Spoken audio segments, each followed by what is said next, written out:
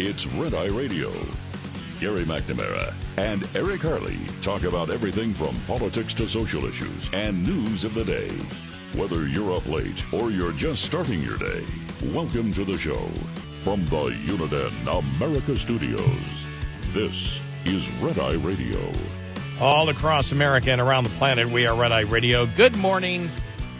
Download our Red Eye Radio app today. Listen when and where you want if you can't listen live overnight. And thank you. Here we are, Thanksgiving week. Woo-hoo. And all over the country, people giving thanks. In New York, for example, giving thanks that the latest study has shown that New York is the least free state. All right. That's something to be thankful for in Thanksgiving. Sure. Yeah, it's what the voters have been voting for, right? Yeah, who needs freedom? The report conducted by the Cato Institute showed that New York ranked last among the 50 states in 2022 policies that impacted economic, social, and personal freedom. Yeah. But it's what the people of New York want. So, right. I don't understand whether it's what they want. It's what they not my friends. I want to make sure on that because when I woke up last night, they were still talking about all the statistics and things from different games yesterday. And I just sent to them, here's a stat for you. And I just sent that story. New York dubbed least free state. I have had no response from them at this point. New York ranked 50th for economic freedom and scored at or near the bottom for debt and state and local taxation, government consumption, land use, and labor policy. For comparison, Florida ranks second, topped by New Hampshire for the most free state in America. Florida ranks high in the report year after year as the state does not impose an income tax on its residents. According to the study, wealthy residents in New York City pay among the highest combined state and local income taxes in the country. New York has been the least free state in every version of the index and every year covered by the report since the year 2000. Wow. Producers of the report recommend that New York policymakers can improve the Empire State by slashing spending and taxes. By the way, the same thing for Argentina. Yeah.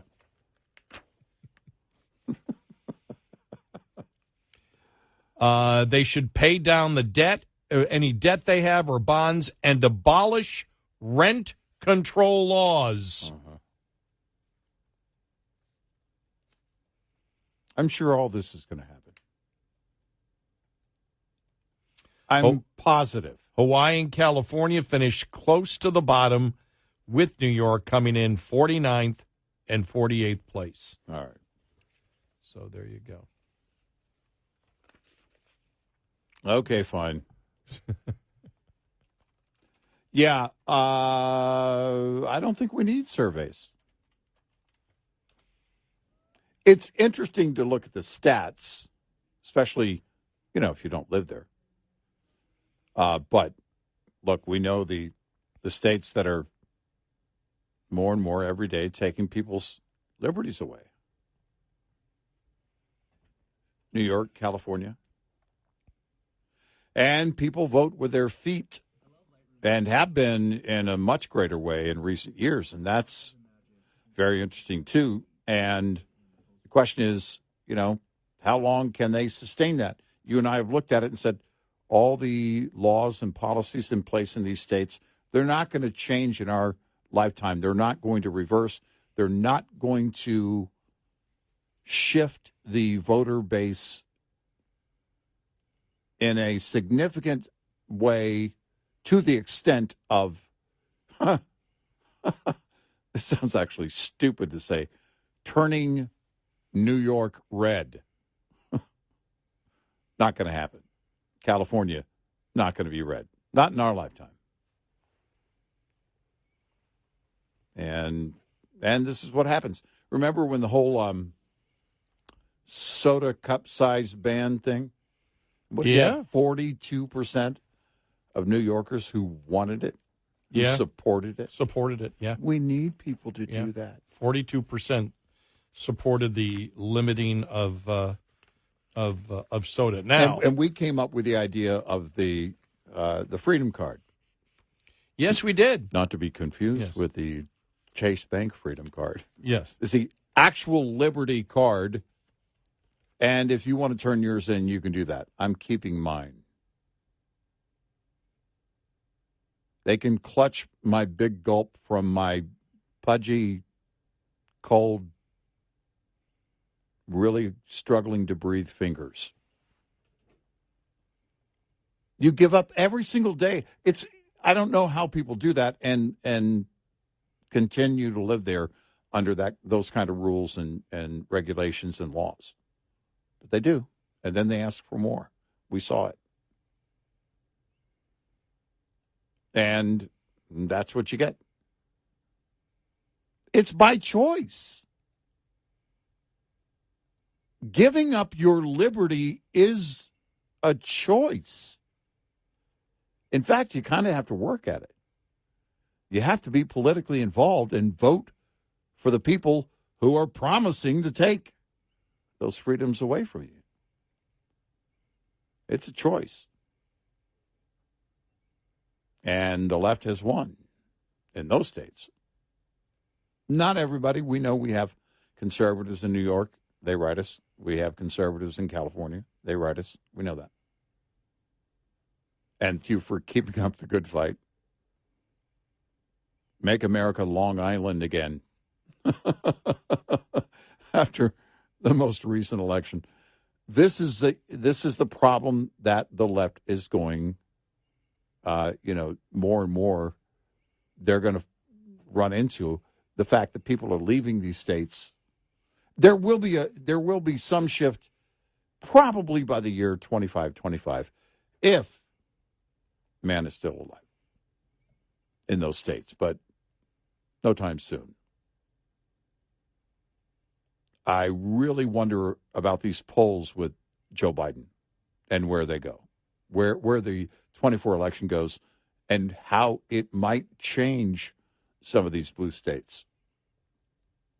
If Biden loses in a big way to Donald Trump in 2024, is it a wake-up call, or is it that 10 minutes of the liberal media in 2016 going, oh, we need to go to the flyover states and we need to talk to the common folk?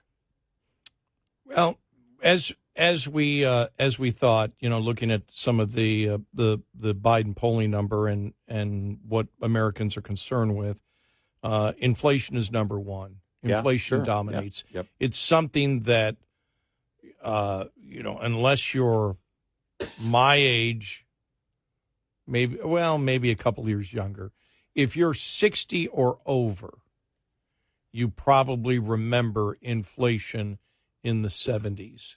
I remember it. I wasn't making a lot of purchases. Right. But if you're younger, it's a distant memory. If you're under 50, you probably don't even remember it. Right.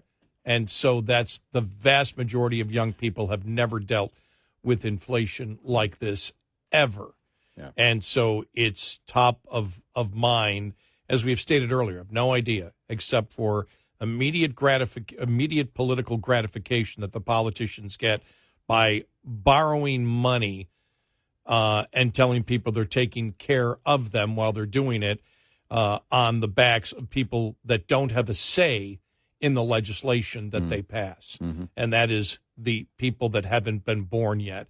And that's where the government and many states have found a loophole. Yeah, right. They found a loophole for taxation without representation. You tax the unborn. You push it down the road. Now, you can do bonds and stuff. States don't have the same ability as the federal government to do it. But in essence, bonds are borrowing money. Right, yeah. But you can't get into the same kind of debt as the federal government has. But That's where we are, and it's mainstream. And nobody is really upset about that. Republicans used to be. They're not anymore. No. And now, finally, when reality has hit the hypothetical, we know now that the government debt, the government spending is the cause of the inflation that we see today. Sure. We know it as a nation. And we're angry about the price increases, but there is no effort to actually solve the problem, not even in the rank and file voter. No. I don't know. I don't know how you motivate people. If this can't motivate you, if you think about the massive impact and weight of inflation, if you think about the radical behavior of the left now protesting pro-Hamas, eradicate the Jews. If we don't choose a clear path in 24, I don't know that we ever will. If things that are so bad right now and so radical don't greatly shift things, I'm not sure anything will. Well, do we have to get like Argentina? Do you have to get up to 150% inflation? I haven't checked. Is that the highest in the world of any nation? I don't know. I mean, it's my gosh. But I mean, look. By the way, the first thing they're going to do is get rid of their own currency and dollarize, which will cut down the inflation. Right. Highest inflation rate. Well, you want to do ever, but it might be Nazi Germany. Ever. Yeah. The post-World War II hyperinflation of Hungary held the record for the most extreme monthly inflation rate ever. Oh, wow. 41.9% in a month. Wow. So Yeah. Wow. Oh, no, I'm sorry. No. I have got it wrong. The most extreme monthly inflation rate ever, 41.9 quadrillion percent for July of 1946, amounting to prices doubling every 15.3 hours.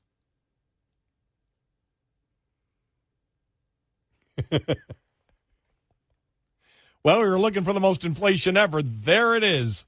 Not sure I can wrap my mind around that. That's insane.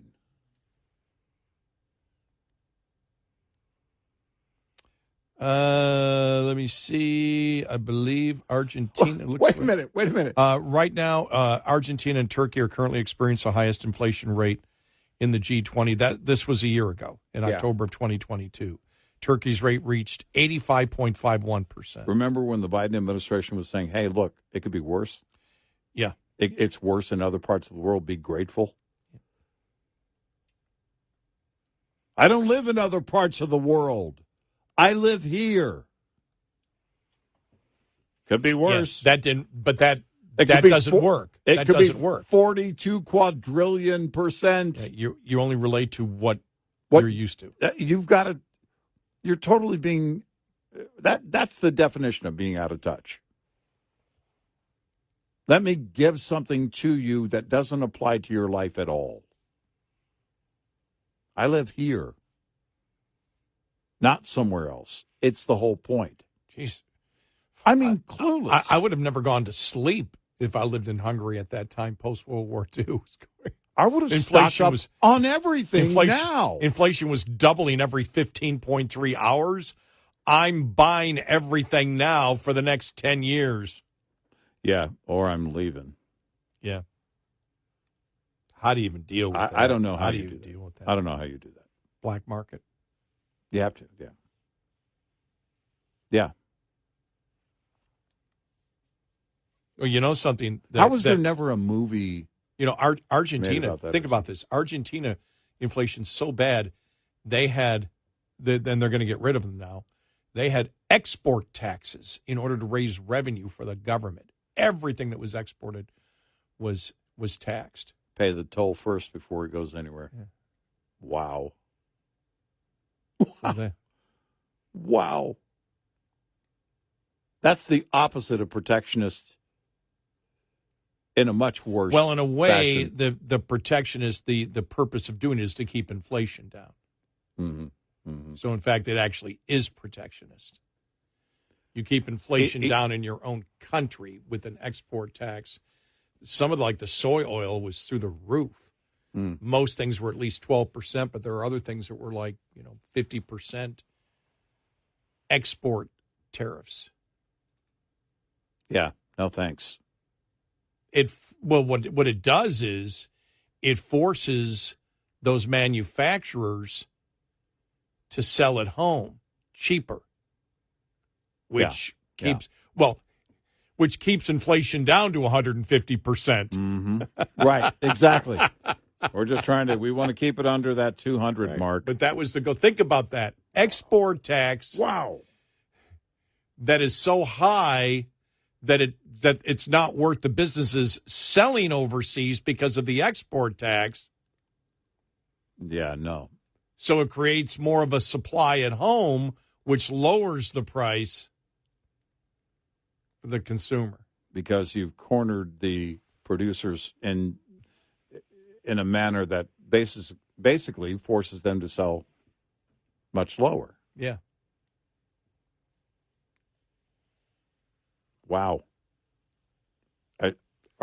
Is the Biden economic team following along here? Hey, I got something. This will work. 866-90 Red Eye. This morning's USDA Farm Report is brought to you by House Products. Tested, trusted, guaranteed since 1920. Well, if you have waited until the last moment to buy that Thanksgiving turkey, you may have saved yourself some money. Each week, the U.S. Department of Agriculture scans thousands of supermarket advertised specials, and Ag Department analyst Shale Shagam told us it looks like we may see turkey prices dropping as we get right up on to Thanksgiving because we have seen very recently a very sharp decline in wholesale prices, which may be reflected, in retail prices being offered, which are lower than the ones we've seen. If we look at the retail price activity of this week compared to last week, we are looking at prices that are lower. If we look at, again, this week's price at $1.01 for the frozen hens, that compares to $1.14 a week ago. So, we have seen prices declining as we get closer to the holiday. Shagam says many stores are selling turkeys at below their cost to lure shoppers in to buy all the other items for the holiday dinner. Gary Crawford for the U.S. Department of Agriculture. This report brought to you by Cenex Fuels and Lubes. Lines open for your calls. 866-90 Red Eye on Red Eye Radio.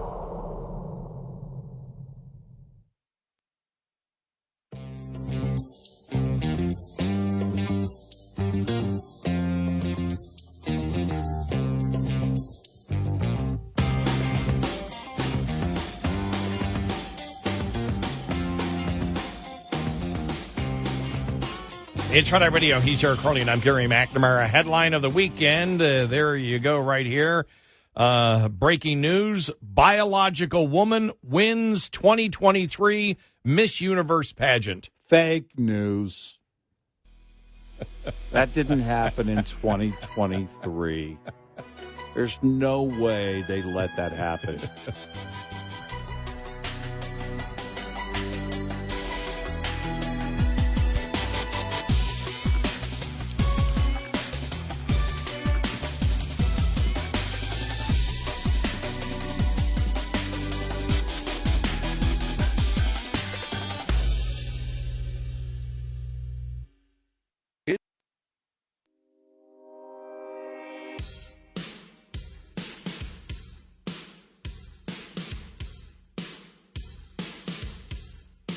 You're listening to Red Eye Radio from the Uniden America Studios.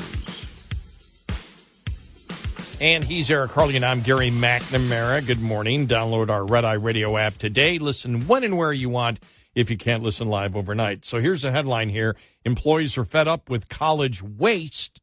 Opt for skilled blue-collar workers instead.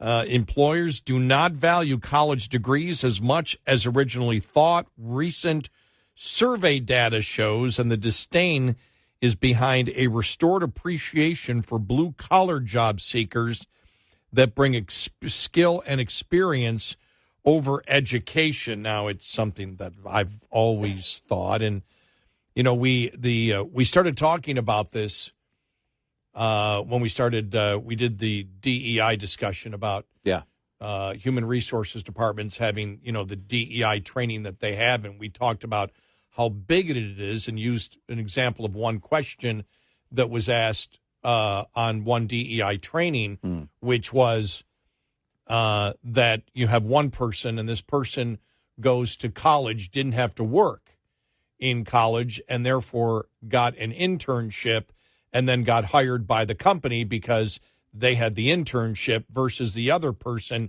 who worked, full-time and went to college and didn't get that internship. Right. And therefore, employers value the one, this was a generalization, employers value the one who had the college education, who didn't have to work, who got the internship. And I'm sitting there looking at you going, well, no, I would give higher grades to the one who went to college and worked during college, had a real-world job and went to college, depending on what they were studying, but it also would come into the mix. But I would favor the one that was working during college, and it comes from my own experience because I worked during college, but we brought up how that is stereotyping how employers think, and that's what's wrong with DEI training, is they have to make huge assumption about some particular group that the group holds as a prejudice. Yeah, they're a victim. If you think about it, actually, by the time they get done with college, they've got years of experience in the job market, and they also have an education.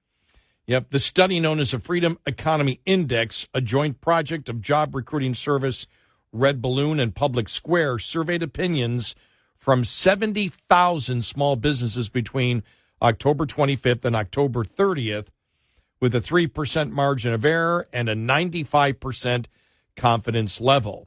When asked about the return on investment of higher education, a whopping 67% of participating employers responded strongly no when asked if they believe institutions of higher education were graduating students with relative skills that today's business community needs. The other 33% were lawyers and public universities. An additional 24.4% responded with somewhat no, while the remaining 8.7% responded somewhat yes, strongly yes, or other. Does not surprise me at all, said former construction worker and blue-collar cash author Ken Rusk said Sunday on Fox. College graduates once favored in the job market are now seemingly less valuable than blue-collar counterparts.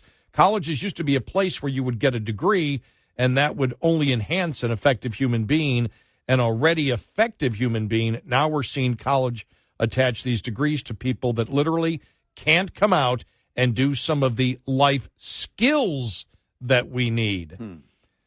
The talent shortage will just get worse because high schools and colleges produce no talent, one employer said. Survey data showed employers prefer skilled workers over those with college education and no experience. Another called for skills to be taught in high school. And look, I've talked about my career, and I was a machinist, steel worker, things like that. I knew that stuff. My family was involved in that, in being machining. And I've always said this, when I looked at, we always made fun of what we had to do versus the white collar workers, the time checkers they were called, Now, by the way, they'd all be gone now. The AI would have them all gone. Yeah, of course. But we had people that were making more money, and I was in the United Steelworkers, and still the white collar union was making more money. We'd produce the actual product, and the person would come around when you were delivered your parts before they were machined, Right. and they would go 1, 2, 3, 4, 5, 6, 7, 8, 9, 10. They'd count them. You have 110 pieces. When you were done machining all of the pieces, the time checker would come back and say 1, 2, 3, 4. Okay, you had 110 pieces that we gave you. You produced 108. One was defective. The other one was you scrapped. So 108 completed. All right, bye. And they go back to their office. And they actually had this aura of elitism over the person on the floor, which we always found humorous. Yeah. You know, we weren't insulted by it. We found it actually humorous. But the fact is, when you actually looked at it, and I remember, I mean, the person on the floor, the one running the machine, those are the critical thinkers. Yeah. They're the ones that had to read and understand the blueprints. It was, the engineers and the machinists, and even engineers at times, even back then. I'll never forget. If you're a machinist, you understand what I mean. Speed and feed, you understand all of that. But the fact is, I'll never forget one time I'm sitting there and I'm getting ready to do this part. I was running these two. Oh my gosh, they were CNC. They were NC, numerical control lathes. You put a tape in. You put this little tape in there that, the engineers had put together. Okay. Well, the feed on this thing that they had, the tool coming into the piece, would have blown everything to pieces. So I went back. Told my boss, can't do it. He goes, what do you mean? I go, look at this. Here's the piece here, and you keep the tool, a ways away. You test it out first. And I had old machines that would jump on me, so I never trusted them. And, you blow something out, you blow one of these pieces out, they could kill you. Right. That's what happens. So the thing, he sits there, my boss comes, he tries, he goes, looks fine to me. And I'm like, you're delusional. And they called the boss above him. They called the engineers. Everybody said it's a go. And he goes, Matt, go ahead. I go, I'm not doing it. Are you refusing an order? You're absolutely right, I am. Why don't you, I'll set it up. I'm moving back here. You push the start button. I'm staying out of the way. That tool bit hit that piston rod, blew it out. This thing was huge, and it landed at their feet. Thing was probably 1,000 pounds. Wow. And came, because you had to put it in with a crane. Right. To lift it, and it came, boom! And they went, all right, shut it the hell down. Something's wrong. But even that to me was always an example. I went, wow, these people are the ones, even the engineers that designed it, didn't even know. They had no idea the practice. Just by looking, you would know. You'd look at it, you go, no, you can't take that much out. You can't take that much out of the part at that speed that it was going. It's going to blow it right out of the centers. You just knew it was. It was going to blow and make a mess out of it, and they didn't know. They didn't know.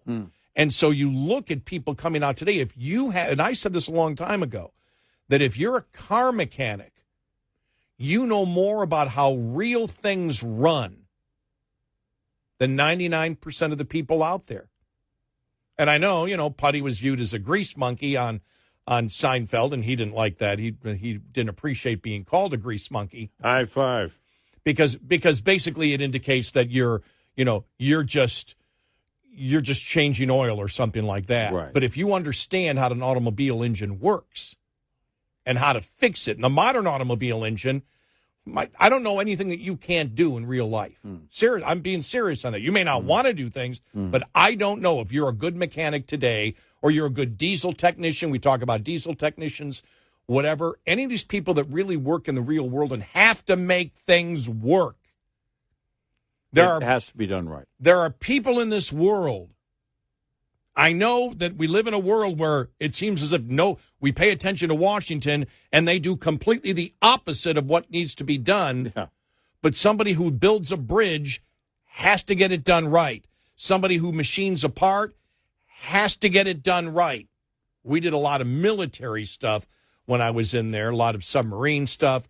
at one plant, M1 tanks, way back when, aircraft parts. You can't make mistakes on these things. No. They actually have to work. You have to make it 100% of spec. Otherwise, it gets rejected. And there's a ton of variables. I remember when I was a grinder, we actually were in air-conditioned place because your tolerances were so low that if it was 90, it had to be, at a particular humidity, whatever. That piece had to be exact that. If it wasn't in that air conditioning and it went back in and you took it out, it would read different than it would in the air conditioning. That's how small the tolerances were in some of these gears we made for tanks. And it's just funny that, and so you had to do it. And there are people, and if you can hire somebody that has that kind of experience, you're way better off than somebody who graduated from English gender studies. And is just now entering the workforce in a real way? Yeah. No, because that's the problem, is that you quickly and immediately become a babysitter. It's not just about training somebody. You're also having to train them how to form proper habits and routines so that they're dependable for you. That's you're basically, it's like dealing with a child. So now you've got two things here which could really drastically over the next couple of decades change higher education. Number one, there's no return on investment for the student. Yeah. Right. Themselves saying, I don't know what the return on investment is for this degree and to take out this kind of money in order to pay for this degree. Right. And on the other side, the employer now, which is getting to levels unseen, 67%, say, sorry, the return on the investment of a college graduate isn't there. Because we're expecting people to show up and be prepared to do what we do. And again, outside of engineering, what do you have? And that is really a trade. I mean, you get your degree, but it's also a trade when you talk about engineering. Because the practicality of it, the how you apply what you're learning has to be done you have to do that during the actual learning process. You actually have to work in order to demonstrate and pass, any class. You're going to have to show that. So outside of engineering or things like, medical school or anything that has a proper and direct application, You have to be right. Everything has to be spot on and people have to be ready to go to work. We're turning out kids that have no clue and may not. These are the quiet quitters. Well, why should I try? 9 to 5. 9 to 5? No, I don't want to do 9 to 5. How about 10 to 10:30? 866-90 Red Eye. Get in touch with Red Eye Radio, toll free at 866-90 Red Eye.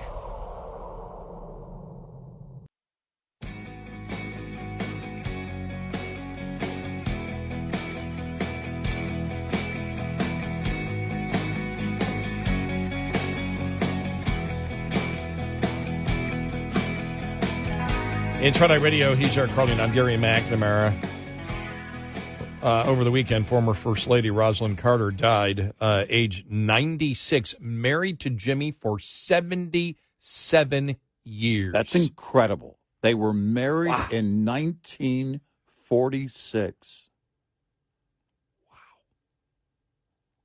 I mean, that is just awesome. My wife and I, here in a couple of months, less than a couple of months, 33 years. We've been together for longer than that, of course, but we've been married for 33 years. Times 2, and you're still 11 years short. I know, right? I know. My parents are 67 years right now, as of this past June. Just amazing to think about that, but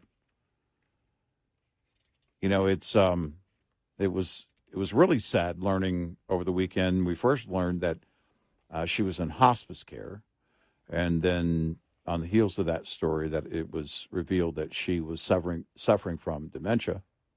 The former president, Jimmy Carter, has been under hospice care for months now, and he's 99. Yes. And has actually, since being under the care of hospice, has actually gone to an event. I know. Wow.